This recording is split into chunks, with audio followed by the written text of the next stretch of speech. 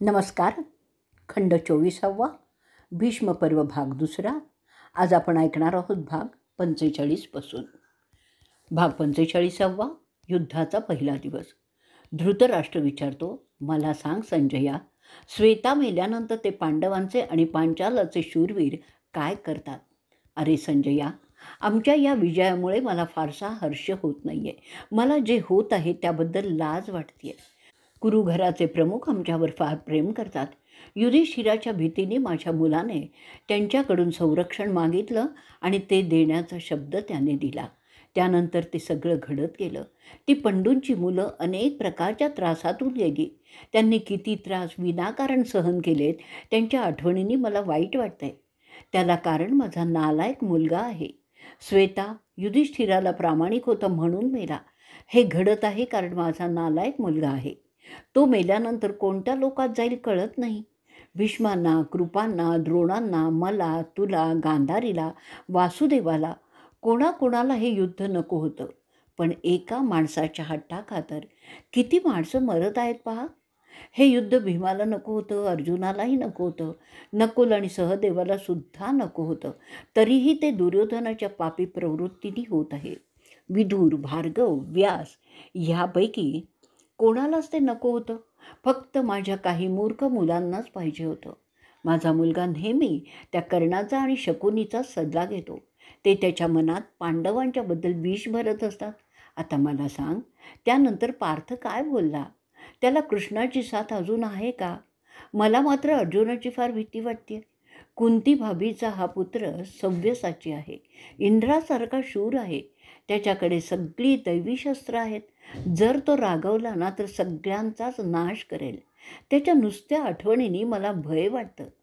दुसरा मला भिववतो तो आहे पांचालाचा मुलगा यज्ञज दृष्टद्युम्न. आता मला सांग, श्वेता गेल्यानंतर कोण सरसेनानी आहे पांडवांच्या बाजूला? मला माहीत आहे पांडवांचं चित्त कसं भडकलेलं असेल. त्या कल्पनेने माझी शांतीही संपलेली आहे. मला पुढे काय होतं आहे ते आता सांग. संजय पुढे सांगतो, अहो राजन, आपण सगळा दोष तुमच्या मुलावर टाकता हे काही योग्य नाही आहे. जेव्हा कारवाई करायला पाहिजे तेव्हा तुम्ही मुलाचं ऐकत होतात. ते चुकलं नाही का? आग लागल्यावर विहीर खोदण्यासारखंच आहे हे आपलं दुःख दाखवणं. दुपार उलटल्यानंतर त्या सुमाराला श्वेताचा वध झाला.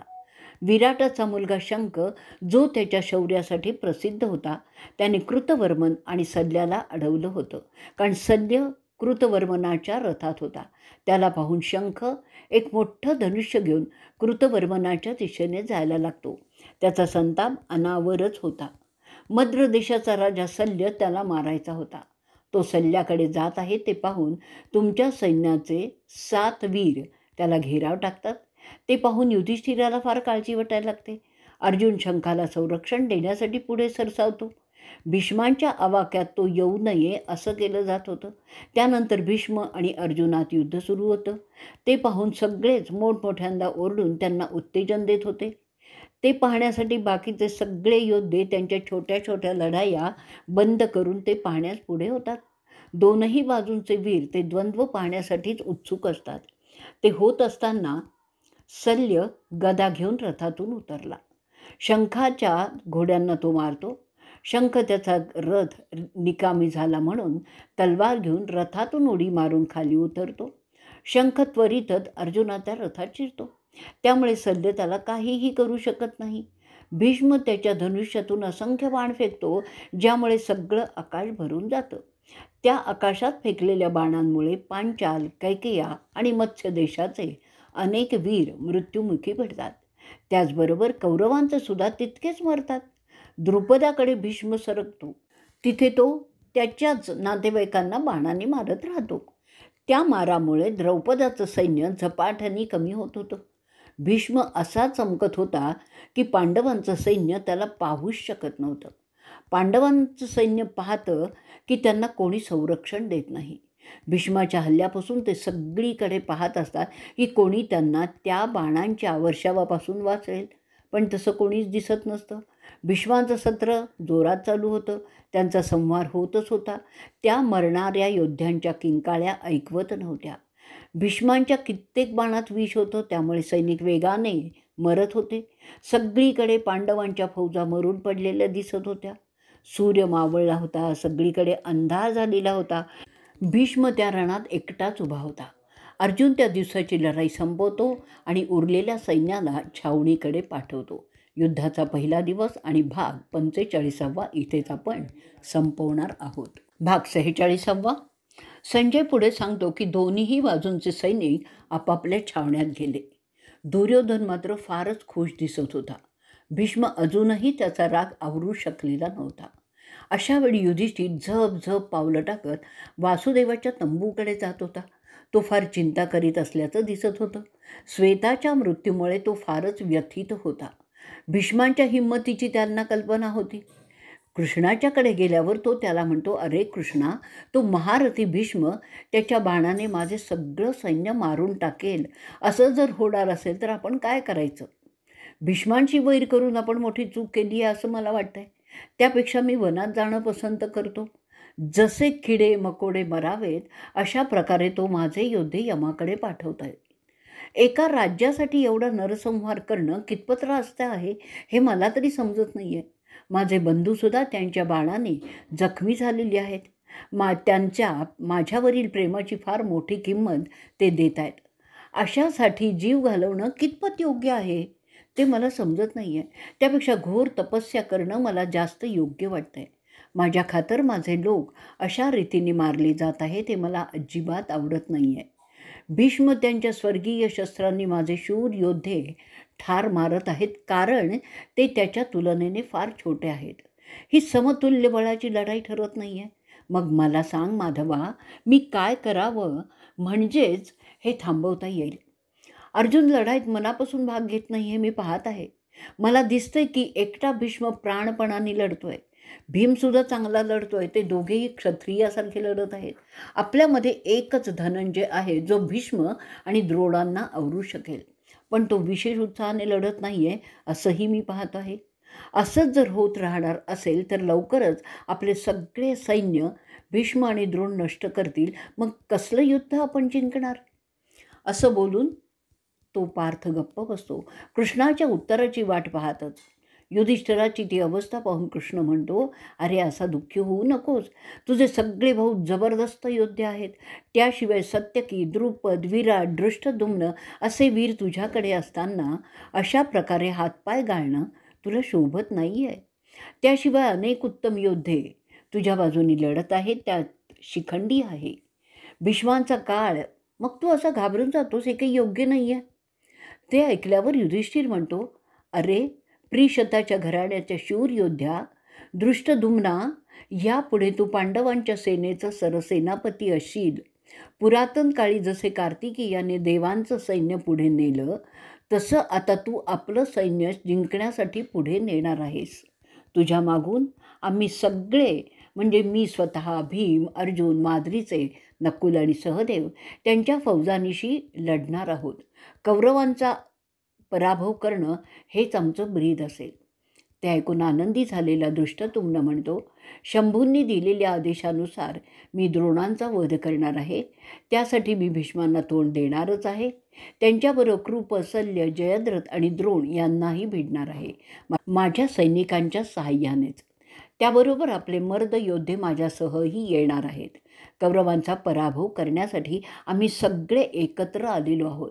त्यांचं ते आवाहन ऐकल्यावर पांडवांच्या बाजूचे योद्धे एका सुरात ओरडून त्याला अनुमोदन दर्शवितात. त्यानंतर युधिष्ठिर त्या नवोदित सरसेनापतीला सांगतो, क्रौंचरूम नावाचा व्यूह रचायला पाहिजे. त्या रचनेमुळे आपल्या शत्रूचा आपण पाडाव करू शकू. प्राचीन काळी तो बृहस्पतींनी इंद्राला शिकवला होता दानवांचा पराभव करण्यासाठी. दृष्टद्युम्न दुसऱ्या दिवशी पहाटे धनंजयाला सैन्याच्या आघाडीला ठेवण्याचा निर्णय घेतो. अर्जुनाच्या रथावरील ध्वज, त्याचा स्तंभ दिमाखाने चमकत होते. ज्या रथाला तो स्तंभ जोडला होता त्याबरोबर तो तरंगत येत होता. त्याचबरोबर गांडीवधारी त्याच्या रथात शोभत होता. त्याच्या फौजेबरोबर कुंतीभोज आणि सव्य त्याचे संरक्षक म्हणून तयार होतेच. त्याशिवाय देशर्नाचा राजा, प्रयागचा राजा अनुपक, दसेरथ, किराट मोक्याच्या जागी योजलेले होते. युधिष्ठिर त्याच्यासह असलेले पतश्चर, हूड, पौरव, निषाद हे घेऊन मागची आघाडी धरून होते. त्यांच्यासह पिशाच, कुंडविष, मंदक, लडाख, तंगण आणि उद्र हेही होते. अहो धृतराष्ट्र, त्याशिवाय शरव, तुम्भूम, वत्स, नकुल त्यांच्यात होते. पांडवांपैकी नकुल, सहदेव अर्जुनाच्या डाव्या बाजूला होते. ते सगळे 10,000 गाड्यात होते. त्याशिवाय मागून येणाऱ्या कित्येक हजार गाड्या होत्या. त्या सगळ्या आघाड्यांच्या बाजूंनी हत्तीदल चालणार होतं. ते असं दिसत होतं की जसं काही डोंगरच चालत आहेत.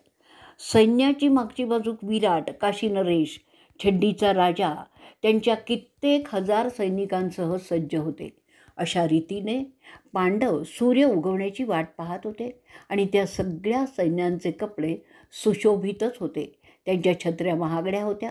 ते सगळे सूर्याच्या उगवत्या किरणात चमकत होते. अशा रीतीने आपण आपला 46वा भाग इथे संपवणार आहोत. भाग 47. संजय सांगत असतो, एक सशक्त व्यूहरचना जिला क्रौंच म्हणतात ती तयार झाली होती. आपला मुलगा कृपाचार्यांना बोलतो, शल्य, सोमदत्ताचे मुलगे आणि विकर्ण, अश्वत्थामा तसेच बंधू दुःशासन तसेच इतर त्यांच्या दोस्त राज्यांना उद्देशून, आपण सर्व शस्त्रसज्ज आहोत, युद्धविद्येत प्रवीण आहोत, धर्मशास्त्राचा चांगला अभ्यास आहे, आपण प्रत्येक महारथी आहोत, तुम्ही एक एक सगळ्या पांडवांच्या सैन्याचा खतमा करणारे आहात. अशा जेव्हा आपण एकत्र होऊन त्यांच्याशी लढणार असल्यावर विजय आपलाच होणार आहे असं मी समजतो. त्यात पुन्हा भीष्मांसारखे आपले सेनापती आहेत, त्यांना तुम्ही संरक्षण द्यायचं आहे. त्यासाठी मी नेमतो संस्थनेय, सूरसेना, वेनिक, कुकुर, शत्रुंजय, दुःशासन, विकर्ण, रुचिक, त्रिगर्त, मद्रक, यवन, नंद, उपनंद, चित्रसेन, मणिभद्रक हे ते संरक्षणाचं काम करतील. तुम्ही प्रत्येकजण तुमच्या फौजेनिशी ते कराल. भीष्म आणि द्रोण पार्थाला अडवण्याचा प्रयत्न करणार आहेत. ते दोघेही मोठी फौज घेऊन पांडवांनी रचलेला व्यूह फोडण्याच्या तयारीला लागतात. द्रोणाचार्यांच्या बरोबर कुंतल असतात. दशर्न आणि मगध त्यांना मदत करण्यासाठी असतात. त्यामुळे विदर्भी, मेलक, करण, प्रवर्ण आणि गांधारी, सिंधू सौवीर, सिवी, वस्तीस त्यांच्या सैनिकाबरोबर असतात. ते भीष्मांच्या मागोमाग असतात. शकुनी द्रोणांना संरक्षण देण्यासाठी नेमला जातो. त्या मागोमाग दुर्योधनाच्या सेनेत त्याचे सगळे बंधू अश्वक, विकर्ण, वामन, कोसल, दर्दा, वृक, शूद्रक, मावला असे सगळेच मोठ्या आनंदाने लढण्यासाठी तयार होतात. त्याशिवाय भुरीश्वर, साल, शल्य, भागादत्त, आणखीन विद आणि अनुविंद संरक्षणाच्या आणखीन आघाड्या सांभाळत होत्या. सोमदत्त, सुशर्मन, सुदक्षिण, कुंभोजचा राजा, सतयूज, श्रुतयूज हे उजवी बाजू पाहत होते. अश्वत्थामा, कृप, कृतवर्मन जे सत्वत घराण्याचे आहेत, एक फार मोठं सैन्य घेऊन सगळ्या सैन्यांच्या मागे उभे झालेले आहेत. त्यांच्या मागे अनेक छोट्या मोठ्या राज्यांचे राजे जसे केतुमत, वसुदन, काशीच्या राजाचा मुलगा त्यांच्या फौजा सज्ज राखून होते. युद्ध सुरू होण्याकरता शंखू वाजवले जात होते. सैनिक मोठ्यांदा ओरडत होते. भीष्मांनी त्यांचा शंख वाजवला. त्यानंतर कौरवांच्या सैन्याचे नगारे, ढोलकी वाजायला लागली. त्याबरोबर पांडवांचे शंख वाजायला लागले. माधवांनी त्याचं पांचजन्य, अर्जुना त्याचं देवदत्त वाजवायला सुरुवात केली. भीमाने त्याचं भलं मोठे पौंड्र वाजवायला सुरुवात केली. युधिष्ठिराने अनंत विजय वाजवलं. नकुल सहदेवांनी सुघोष आणि मणिपुष्प काढलं. त्याचप्रमाणे काशीचा राजा, शैव्य, शिखंडी, धृष्टद्युम्न, विराट, सत्यकी, पांचालीचे पुत्र आणि द्रौपदीचे पुत्र असे सगळेच आपापले शंख वाजवतात. त्या सगळ्या शंखांच्या आवाजाने आकाश फाटलं. अशा रीतीने कुरु आणि पांडव एकमेकांवर चालून गेले. इथेच आपण भाग 47 संपवणार आहोत. भाग 48. आता धृतराष्ट्र विचारतायत की माझे आणि पंडूंचे युद्धासाठी सज्ज झालेत, कोण पहिला वार करतो? संजय सांगतोय, सगळे सज्ज झाले होते तेव्हा योद्धे काही काळ थांबलेले होते. त्यानंतर तुमचा मुलगा त्यांच्या सैनिकांना आदेश देतो की ते सज्ज आहेत, ते लढण्यास सुरुवात करतील. तो आदेश झाल्याबरोबर कौरवांच्या बाजूचे योद्धे पांडवांच्या सैन्यांवर तुटून पडले. त्या दिवशीचं युद्ध सुरू झालं. त्यांनी हत्तींवर बाणांचा वर्षाव करण्यास प्रारंभ केला. भीष्माने पांडवातील अभिमन्यू, अर्जुन, कैकेयीचा राजा, विराट, दृष्टद्युम्न, छेड्डीचा राजा, मत्स्य देशाचा राजा आणि इतर बलशाली योद्धे जे पांडवांसाठी लढत होते त्यांच्यावर तर बाणांचा पाऊस पाडण्यास सुरुवात केली होती. त्या माराने आघाडीचे बरेच सैनिक मेले. पांडवांची सेना पळून जाऊ लागली. ते पाहून धनंजयाला त्याच्या आजोबांचा राग आला आणि तो कृष्णाला सांगतो, आपला रथ भीष्मांच्या जवळ घेऊन जा. कृष्ण त्याप्रमाणे त्यांचा रथ त्या दिशेला नेतो. ते बोलणं झाल्यावर कृष्ण त्यांचा नावाजलेला तो रथ भीष्मांच्या जवळ घेऊन जातो. त्याच्या ध्वजावर मारुतीचे चिन्ह तळपत होतं. त्यातील मारुती मोठ्यांदा ओरडत होता. त्याशिवाय त्यातून इतर भयंकर मायावी प्राणी डोकावत होते. भीष्मांपर्यंत जात असताना ते कौरवांचे असंख्य सैनिक मारत जात होते. त्यात सूरसेनाची फौज जास्त मार खात होती. चवताळलेल्या हत्तीसारखा तो कौरवांच्या फळीत घुसत होता. भीष्माला संरक्षण देण्यासाठी सैंधव, पूर्वेकडील राजा, त्याशिवाय केकया त्याला विरोध करत होते. द्रोण आणि विकर्ताचा मुलगा कर्ण अर्जुनाला सामोरी जाण्यास समर्थ होते, पण इतर कोणीही त्या गांडीवापुढे टिकणं शक्यच नव्हतं. अखेरीस भीष्म अर्जुनावर बाण फेकू लागतात. ते 71 बाण त्याच्यावर मारतात. द्रोण 20, कृप 50, दुर्योधन 46, शल्य 9 बाण मारतात. अश्वत्थामा 60, विकर्ण 3, सैंधव 9, शकुनी 5 असे बाण अर्जुनाला मारले जातात. अर्थयानी पंडूच्या मुलाला 3 मोठे बाण मारतो. त्या सगळ्या बाणांमुळे अर्जुन सगळ्या बाजूनी धरला गेला होता, परंतु तो त्याची हिंमत काही हारत नाही. तो त्या सगळ्यांवर प्रतिहल्ला करत असतो. तो भीष्मावर 25 जबरदस्त बाण फेकतो. कृपांवर 9 फेकतो. त्याचवेळी पांडवांच्या बाजूचे सत्यकी, विराट, दृष्टद्युम्न, द्रौपदीचे 5 अभिमन्यू अर्जुनाला संरक्षण देण्यासाठी पुढे होतात. सोमकाच्या मदतीने पांचालचे राजपुत्र द्रोणावर हल्ला करतात. त्याचवेळी द्रोण भीष्माला संरक्षण देण्यात अडकलेले होते. त्याचवेळी भीष्म पंडूंच्या मुलावर 80 जोरदार बाण फेकतो. ते पाहून तुझ्याकडचे फार आनंद व्यक्त करतात. त्यांचा उत्साहवर्धक ओरडणं ऐकूनच अर्जुन त्या विरोधकांच्या घेराव्यात घुसतो आणि बाणांचा वर्षाव त्यांच्यावर करण्यास सुरुवात करतो. ते पाहून दुर्योधन भीष्माला बोलतो की त्यांच्या सैन्याचा अर्जुन फडशा पाडत आहे. असंच जर होत गेलं तर आपलं सैन्य उरणारच नाही, असं बोलून तो त्याची चिंता गंगापुत्राला सांगतो. जरी आपले मोठे योद्धे अजूनही जिवंत असले तरी अर्जुनाला मारल्याशिवाय ते थांबणार नाहीत. ते ऐकल्यानंतर भीष्म त्याला सांगतो, क्षत्रियाला शोभेल असं बोल. असं बोलून तो पार्थाच्या रथावर चाल करतो. त्या दोघां लढवय्यांचे रथ एकमेकांसमोर उभे असतात. आता भयानक युद्ध होणार हे सगळीजणं समजतात आणि ते भयानक युद्ध सुरूही होतं. भीष्म अर्जुनावर 9 बाण फेकतो. ते सगळे अर्जुनाच्या अंगात वर्मी घुसतात. त्याचवेळी अर्जुनाचे 1000 बाण भीष्मांच्या सर्व अंगात घुसतात आणि त्या बाणांच्या पिंजऱ्यात भीष्म फसलेला राहतो. ते दोघेही या प्रकारामुळे एकमेकांवर संतुष्ट झाल्यासारखे दिसतात. भीष्मांचं त्यानंतरचे सगळे बाण अर्जुन उडवून लावतो. त्या दोघांनी फेकलेले आणि त्यानंतर मोडलेले असे सगळे त्या जागी विखरून पडलेले ते बाण दिसतात. ते दोघे पुन्हा त्यांची तिरंदाजी चालू करतात. आता ते त्यांच्या घोड्यांना बाण मारू लागतात. त्यानंतर ते त्यांच्या रथाच्या चाकांना बाण मारून ती मोडण्याचा प्रयत्न करू लागतात. अशा रीतीने तो त्या आजोबा नातवांचा एक प्रकारे खेळच सुरू होतो. कोणालाही दुसऱ्याला ठार मारायची इच्छा नाही हे तर स्पष्टपणे दिसत होतं. त्यातील एक बाण वासुदेवाला लागतो. ते पाहून चिडलेला अर्जुन भीष्मावर 3 बाण असे मारतो की भीष्माला त्याची आठवण राहील.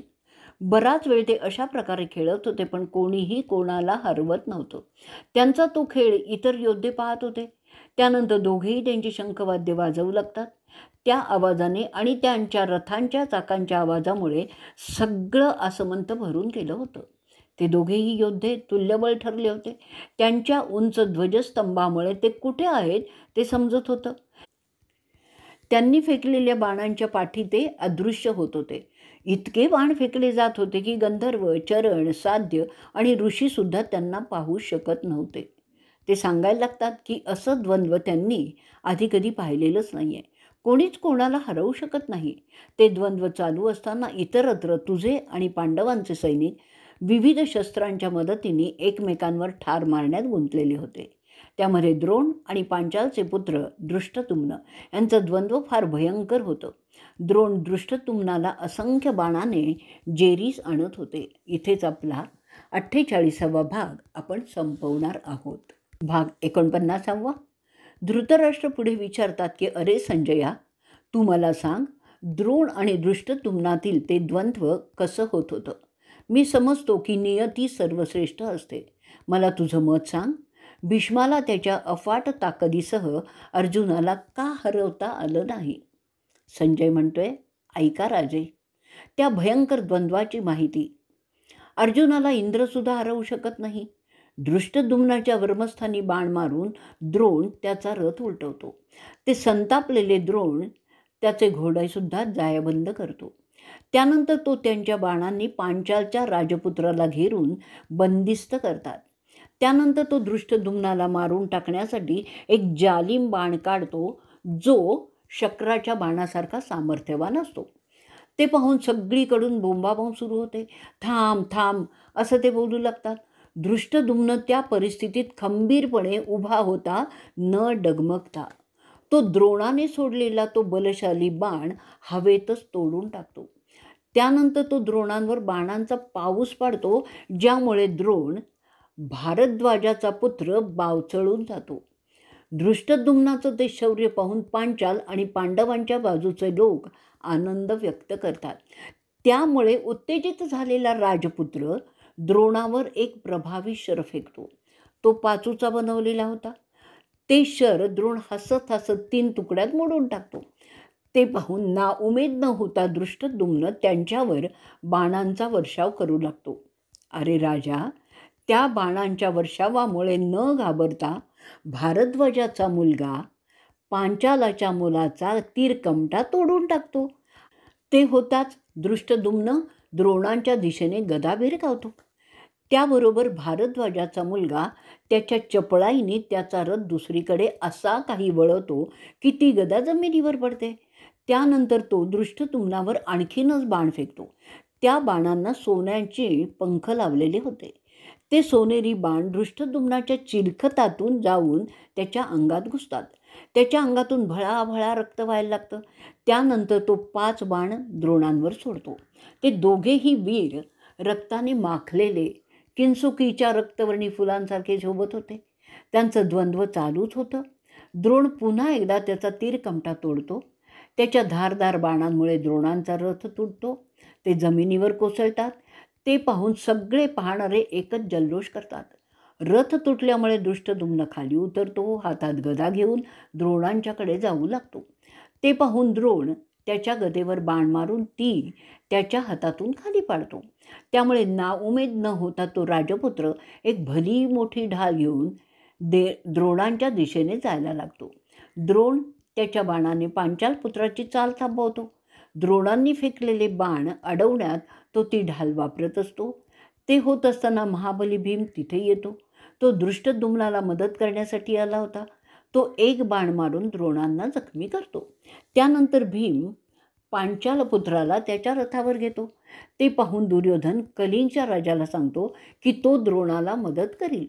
ते भीमावर चाल करून जातात. आता द्रोण दृष्टद्युम्नाला सोडतो आणि राजा विराटाकडे आणि द्रुपदाकडे त्याचा मोर्चा वळवतो. ते पाहून दृष्टद्युम्नसुद्धा द्रोणांचा नाद सोडतो. युधिष्ठिराला मदत करण्यासाठी तिथे जातो. आता भीम आणि कलिंगचा राजा यांच्यात युद्ध सुरू होतं. ते फारच भयंकर होतं. इथेच आपण आपला 49वा भाग संपवणार आहोत. भाग 50वा. धृतराष्ट्र विचारतात संजयाला, मला सांग, तो कलिंगचा महाबली राजा आणि भीम यांच्यातील युद्ध कसं झालं? मला भीमाच्या कमालीच्या गोष्टी ऐकायला आवडतात. तो त्याच्या गदेने काय कमाल करतो ते आता मला सांग. त्यावर संजय सांगायला लागतो, तुमच्या मुलाच्या आदेशानुसार तो महाबली कलिंगचा राजा त्याची मोठी सेना घेऊन भीमाच्या दिशेने जाऊ लागतो. छेड्डी भीमाला मदत करण्यासाठी कलिंगच्या सेनेवर चाल करतो. त्यावेळी केतुमत, निषादाचा राजपुत्र आणि श्रुतायू त्याला मदत करण्यासाठी पोचतात. ते भीमाच्या आमनेसामने येतात.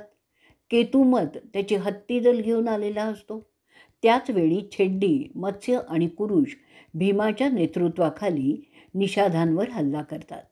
त्या युद्धात सैनिक एकमेकांचा जीव घेण्यासाठी उतावीळ होते असंच दिसत होतं. भीम आणि त्याचे शत्रू यांच्यातील ती लढाई कमालीची होती. छेड्डीचे सैनिक कमी होते, कलिंगचे मात्र खूप जास्त होते, परंतु ती लढाई जोरात होत होती. छेड्डीचे संख्येने कमी असलेले सैनिक निषादांना भारी जात होते. काही वेळांनी छेड्डीचे सैनिक भीमाचा आधार देणे थांबवतात. तेव्हा भीम स्वतःच कलिंगाशी लढू लागतो.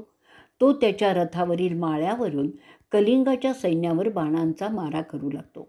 त्यात ते सैनिक मोठ्या प्रमाणात मारले जातात. त्याचवेळी कलिंगचा राजा आणि त्याचा मुलगा शक्रदेव भीमावर तुटून पडतात. शक्रदेव त्याच्या नेमबाजीने भीमाचे घोडे निकामी करतो. त्यामुळे भीमाचा रथ निरुपयोगी होतो. ते पाहून शक्रदेव भीमावर धावून जातो. पावसासारखे शक्रदेवाचे बाण भीमावर पडतच होते. ते पाहून भीम त्याची भली मोठी पोलादी गदा शक्रदेवावर फेकतो. त्या फटक्याने तो राजपुत्र तत्काळ मरतो. भीम खाली उतरतो, हातात एक अजस्त्र तलवार घेतो आणि त्या सैन्याशी 2 हात करण्यासाठी तयार होतो. तिथे मोठं युद्ध सुरू होतं. कलिंगचा राजा रागाने एक विषारी बाण भीमावर फेकतो. भीम त्याच्या भल्या मोठ्या समशिरीने त्या बाणांचे तुकडे करत करत आणि जोराने तो ओरडतो. त्यानंतर भीम त्याच्या भात्यातून 21 बाण राजावर मारतो. त्यानंतर भानुमत भीमावर हल्ला करतो. त्याच्या असंख्य बाणाने तो भीमाला त्यात अडकवतो. भीमाप्रमाणेच भानुमथाचा आवाज मोठा होता. तो सुद्धा ओरडून भीमाला आव्हान देत असतो. भीम भानुमथाच्या हत्तीवर चढतो. भीमाला भानुमथाचं जोराने ओरडणं आवडलेलं नव्हतं. तिथे चढल्यावर भीम भानुमथाचे 2 तुकडे त्याच्याच समशेरीने करतो. भानुमथाचे तुकडे खाली पडतात. त्यानंतर भीम त्या हत्तीवरून उतरतो आणि त्या मेलेल्या राजाच्या प्रेताकडे पाहतच राहतो. त्यानंतर तो भीम त्या सैन्याच्या हत्ती मारत जातो. त्याबरोबर अनेक सैनिक, घोडे, रथ तो नष्ट करत जातो. यम असावा असा तो कलिंगच्या सैन्याचा संहार करत असतो. तिथे त्याचे तांडव सुरू होतं. ते अनेक योद्धे त्याच्या तलवारीने तो मारून टाकतो. त्याशिवाय कित्येक घोडे, हत्ती तो त्याच्या तलवारीने कापून काढत काढत पुढे जात असतो. त्याचं ते रुद्र रूप पाहून सैनिक त्याच्यापासून पळून जात होते. त्या धुमश्चक्रीत त्या हत्तीवरील अंबाऱ्या आणि इतर सामुग्री जमिनीवर कोसळत होती. ते रणांगण हत्तीच्या प्रेतांनी भरलेलं दिसत होतं. त्यातून चालणं अशक्यच होतं. हत्ती मारल्यानंतर तो रथांचे घोडे मारायला लागतो. त्याशिवाय तो ते रथ उचलून उंच फेकू लागतो आणि ते खाली येताना कित्येक माणसं मरत होती. त्याच्या वाटेत येणाऱ्या पायीक सैनिकांचा सुद्धा तो धुव्वाच उडवीत असतो. तिथे रणभूमीवर त्याच्या प्रेतांचा खत पडलेला असतो. सगळे रणांगण रक्ताने माखलेलं होतं.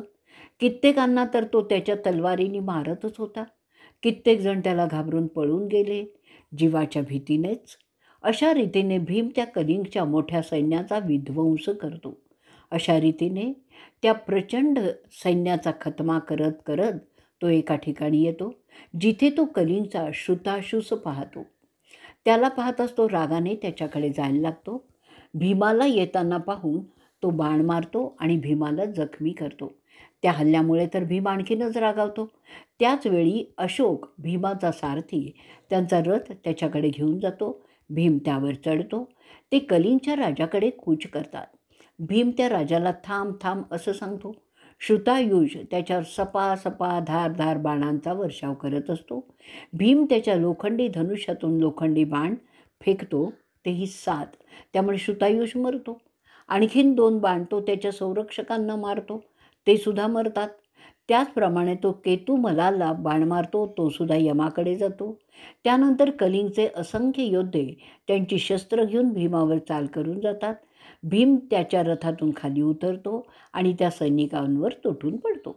कलिंगचे सैनिक त्याला पाहून पळून जातात. कलिंगचे हत्ती त्याच्यावरील माहूत मेल्यामुळे सैरावैरा धावू लागतात. त्यांच्या पायाखाली त्यांचेच सैनिक चिरडून मरत असतात. एवढा मोठा संहार केल्यानंतर खुशीतच तो त्याचं पौंड्र वाजवायला लागतो. ते ऐकून उरलेले कलिंगचे सैनिक रणांगण सोडून पळू लागतात. त्या गोंधळात कित्येक जण एकमेकांवर आपटून त्यांचीच हत्यारं लागल्यामुळे ते मरतात. ते समजल्यावर युधिष्ठिर दृष्टद्युम्नाला सांगतो की भीम एकटा लढत आहे, त्याला मदत करण्यासाठी सैन्याला आज्ञा कर. त्याप्रमाणे तो पांडवांच्या सैन्याला भीमाला मदत करण्यासाठी आदेश देतो. तोपर्यंत भीमाने बहुतेक कलिंगचे सैनिक मारलेले असतात. तरी जे उरलेले असतात त्यांच्यावर पांडवांची सेना आक्रमण करते. त्यात भीमाला मदत करण्यासाठी सत्यकी जातो. त्यात शिखंडीसुद्धा असतो. भीम त्यांचं स्वागत करतो आणि दृष्टद्युम्नाचा लाल रंगाचा ध्वज उचलून घेतो. सत्यकी, सिनीचा मुलगा, त्यांना मदत करण्यासाठी जातो. त्यामुळे जो संहार होतो त्यामुळे रक्ताचे पाटच वाहत असतात. त्यात माणसांचे, हत्तींचे, घोड्यांच्या शरीराचे तुकडे वाहत असतात. त्यातून ओलांडून जाणं फार मुश्किल होतं. भीष्माला तो संहार समजतो. तो भीमाच्या दिशेने त्याचा रथ वळवतो. त्याबरोबर सत्यकी, दृष्टद्युम्न आणि भीमसेन स्वतः भीष्माला भिडण्यासाठी तयार होतात. ते चहूबाजूने त्याच्यावर बाणांचा वर्षाव करतात. भीष्म त्यांना प्रत्युत्तर देण्यासाठी बाणांचा असा वर्षाव भीमाच्या रथावर करतात की त्याचे घोडे मरतात. तसाच रथात बसून तो भीष्मावर काही शर फेकतो, पण भीष्म ते मोडून टाकतो. ते तुकडे होऊन जमिनीवर पडतात. भीम त्याची लोखंडी गदा घेऊन दृष्टद्युम्नाच्या रथात चढतो आणि ते दोघेही निघतात. भीष्मांना वंदन करण्याच्या उद्देशाने सत्यकी भीष्मांच्या ताडाचा ध्वजस्तंभ मोडून टाकतो. भीष्माचा सारथी मेला होता भीमाच्या बाणांमुळे. तेव्हा तो भीष्मांचा रथ, त्याचे घोडे त्या जागेतून पळ काढतात. कलिंगाचा संहार केल्यानंतर भीमाच्या अंगात विशेष जोर येतो. सगळीजणं त्याची वाहवा करत असतात. त्यात मत्स्य आणि पांचालही असतात. भीम दृष्टद्युम्नाला मिठी मारतो आणि नंतर सत्यकीला आलिंगन देतो. सगळेच फार खुशीत असतात. यदुकुळाचा सत्यकी म्हणतो, त्या कलिंगाच्या सैनिकांचं मोठं भाग्य की ते ह्या सगळ्या युद्धात वीरगती प्राप्ती करून गेलेले आहेत, कारण त्यांना स्वर्गात प्रवेश मिळालेला आहे. ते हत्ती आणि घोडेसुद्धा ऊर्ध्व दिशेने गेलेले आहेत. अशा रीतीने त्यांनी एकमेकांचं कौतुक केल्यानंतर ते आपापल्या रथात जाऊन तुझ्या सैन्याचा पराभव करण्यात गुंतले होते. इथेच आपण आपला 50वा भाग संपवणार आहोत. भाग 51.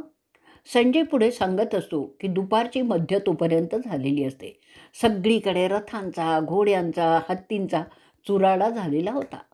त्या परिस्थितीत दृष्टद्युम्न त्याचा मोर्चा द्रोणांकडे वळवतो. कारण त्याला मारणं हा त्याच्या जन्माचा उद्देश होता, हेतू जाणून होता. तो प्रथम द्रोणाचा मुलगा अश्वत्थामा, शल्य, कृप यांच्याकडे निघतो. तो बलाढ्य राजपुत्र द्रोणाच्या मुलाचे घोडे मारून टाकतो. त्याबरोबर अश्वत्थामा शल्याच्या रथात चढतो. दृष्टद्युम्न अश्वत्थामाबरोबर लढत आहे हे पाहिल्यावर अभिमन्यू शल्यावर बाणांचा वर्षाव करत पुढे येतो. अश्वत्थामा अभिमन्यूच्या अंगावर काही पंख असलेले बाण मारतो. शल्यसुद्धा त्याला बाण मारतो. त्याचप्रमाणे कृपसुद्धा त्याच्यावर बाणांचा वर्षाव करतात. अशा रीतीने अभिमन्यूवर सगळेच मारा करत आहे ते पाहून दुर्योधनाचा मुलगा त्याच्यावर वार करण्यासाठी सरसावतो. त्यांच्यात लढाई सुरू होते. अभिमन्यू त्याच्या चुलत भावाला 500 बाण मारतो. त्याचवेळी दुर्योधनाचा मुलगा लक्ष्मण अभिमन्यूचं धनुष्य तोडतो. अभिमन्यू ताबडतोब दुसरं आणखीन चांगलं धनुष्य घेतो आणि लढाई चालू राहते. आपल्या मुलाला अभिमन्यू मारत आहे ते पाहून तुझा मुलगा त्या ठिकाणी जातो. त्यानंतर सगळेच कौरवांचे अभिमन्यूवर तुटून पडतात. त्याच्यावर बाणांचा वर्षाव होऊ लागतो.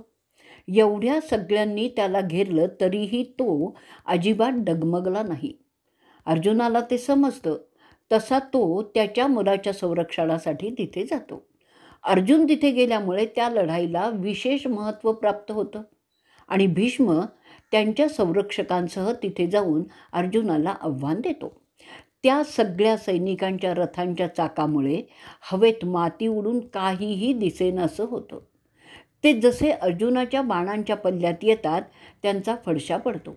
कोणाला काही दिसतच नव्हतं. तो अशुभ शकून ते समजतात.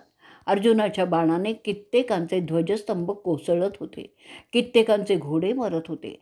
त्यामुळे रथ निकामी होत होते. एकच गोंधळ उडाला होता. त्या भयंकर माराने घाबरलेले राजे आणि त्यांचं सैन्य इतस्ततः पळत होतं. अर्जुनाच्या बाणांपुढे कोणी थांबू शकत नव्हतं. सर्व रणांगणात अनेक शस्त्र विखरून पडलेली होती. त्यात मृत सैनिकांची शवं होती. त्यांच्या अंगावरील सोन्याचे दागिने मावळतीच्या सूर्याच्या प्रकाशात चमकत होते. मोडून पडलेले रथ, त्याच्यावरील छत्र्या, ध्वजस्तंभ सगळं असं काही पडलं होतं की त्यातून मार्ग काढणं दुरापास्तच झालेलं होतं. जे कोणी अर्जुनाच्या पुढे आलं ते सगळे संपले. बाकीचे पळत होते. त्यानंतर धनंजय आणि वासुदेव त्यांची शंख वाजवू लागतात. ते पाहत भीष्म हसत हसत द्रोणाचार्यांना म्हणतो, हा एकटा अर्जुन या सगळ्या कौरव सेनेला पुरेसा आहे. त्या दोघांच्याही मुखावर समाधानाचं हास्य होतं. सूर्य अस्ताकडे सरकत होता. ते पाहून भीष्म द्रोणाला म्हणतो की आता युद्ध आजच्या दिवसासाठी थांबवलं पाहिजे. तो तसा आदेश देतो. दोन्हीही बाजूंच्या सेना आवरत्या घेतात. सगळे सैनिक एकतर थकले होते किंवा घाबरलेले होते. आता त्यांना विश्रांतीही मिळालीच पाहिजे. सूर्य मावळला. त्या दिवसाची लढाई संपलेली होती. इथेच आपला युद्धाचा पहिला दिवस भाग 51वा संपलेला आहे.